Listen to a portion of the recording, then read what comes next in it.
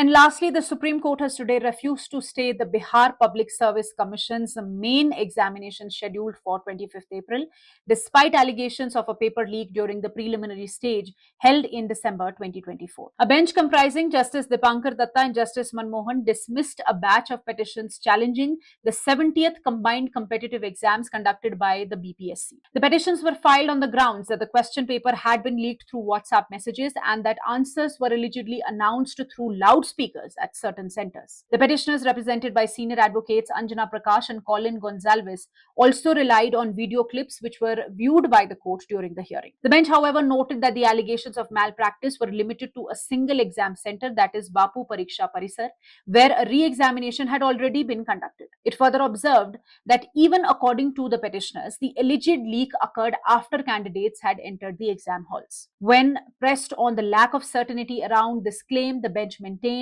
that in the absence of concrete and verifiable evidence, the exam process could not be invalidated. Solicitor General Tushar Mehta, appearing for the state of Bihar and the BPSC, informed the court that the exam had 4 different sets of papers with jumbled questions and that only 2 of the 150 questions were found to be identical to those used by coaching institutes. The court found no irregularity in that, stating that it is common for competitive exams to feature questions similar to those in mock tests or booklets used by coaching centers. Justice Manmohan remarked that the current environment of distrust was harming the credibility of examinations and that the standard of proof required to cancel such a large-scale exam had not been met in this case. He added that no examination process could be allowed to collapse based on speculative claims. Let me tell you, nearly 5 lakh candidates had appeared for the preliminary examination across 900 centers in December 2024. While protesters have been demanding cancellation of the entire exam, the BPSC had limited the retest to only 10,000 candidates who appeared at the allegedly compromised center. With the Supreme Court's refusal to interfere, the mains examination will now proceed as scheduled.